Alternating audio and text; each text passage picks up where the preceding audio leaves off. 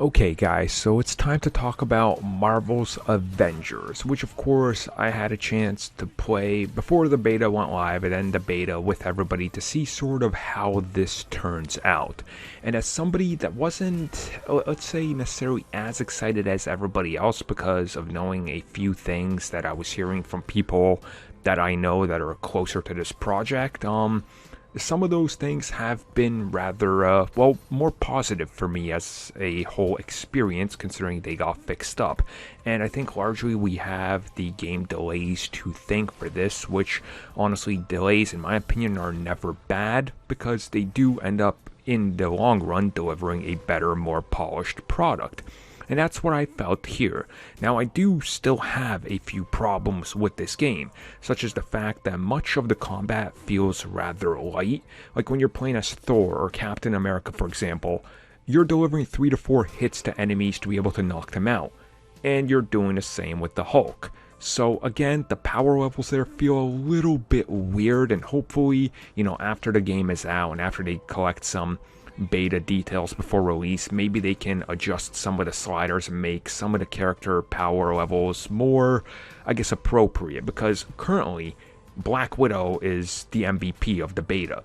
Like, she's absolutely unstoppable, and if you're playing the game, just be Black Widow because you're literally going to destroy everything in your path. So again, that is a problem. Now, again, this will most likely be taken care of by the time the game comes out, or a couple patches down the road and nerfs and things. Now, at the same time, I want to talk mostly about the presentation of the game, the world, and the characters, which, to my surprise, I enjoyed more than I thought I would. And I think it's due to the great delivery of Kamala Khan, aka Miss Marvel, because she is our kind of eyes and ears and look into this world and what this world is, what the world has to represent. And I think they smart, or let's not say smart. They were smart to pick her as a sort of point of view character to bring us into this world, because that's what the movie did with Captain America for the first Avengers. If you didn't know what was going on in the world and how everything was going to click together, Captain America was our point of view to bring us into everything and catch us up with who each Avenger was, because not everybody might have seen Thor, not everybody might have seen the likes of Incredible Hulk, but using Captain America, a man out of time that doesn't understand everything, brought us into the world. Kamala is much like that here, and it's very much kind of a in service of the story and everything that they have, because the game just feels like it exists in this world where everything has happened and you're trying to play catch up, and Kamala delivering small scenes of exposition and talking about certain events that have happened feels like they're trying to catch you up by mentioning all these things that have happened without beating you over the head with them. Again, it's smart game design and it's smart dialogue, so this totally felt like it was a good idea to include her, whether they wanted to or it was a mandate by Disney. Now, at the same time, this is definitely not, the Avengers This is a whole new world. They're not trying to be like the MCU, and that's for better and for worse. For worse because you feel like these characters are all new and you gotta kind of click with them, you gotta get to know them again, and it's gonna take some time.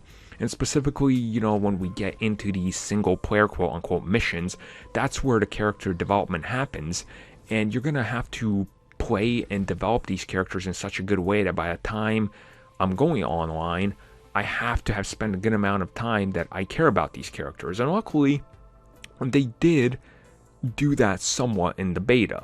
Now, at the same time, for, the better, I think it's sort of a better way to introduce us to all these characters in a fresh new take, because then we're not going in with expectations of things that we know from the movies and cartoons and things. So again, it's a little bit of you give and you take here, and I think what they've done is created a unique whole version of characters in the world that I want to continue to explore, which honestly is great. Which brings me to exploration, and there's plenty of it to be had. In the beta and some of the things we've seen and how they're going to expand the game, I think there's enough to do, but is there going to be enough to hold us over? Because one major issue, and I think this is an issue, is that the world and the levels feel like there's enough going on, but if you have to rerun them, after a couple times you're going to know everything.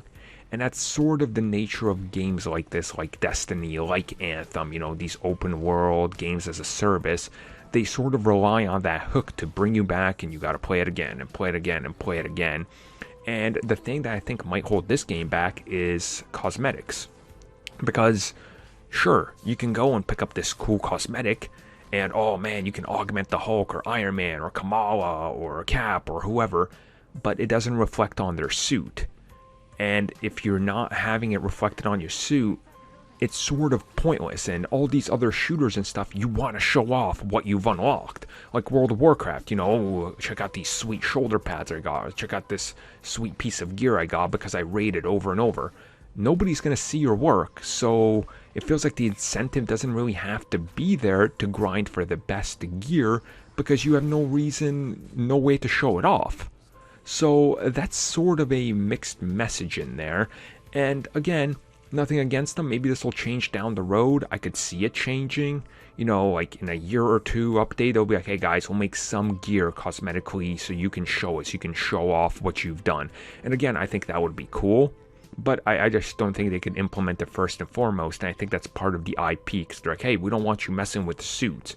Like when you get the Avengers Captain America suit, we want you to wear that Cap suit and not mess around with it. And again, I think in due time when this game makes enough money and people have bought enough of these suits and, it starts to sort of be diminishing returns to some degree, they'll go, well, time to change this. And then it'll work for the best. I think they'll enable that in there. Overall, I enjoyed my time with the beta.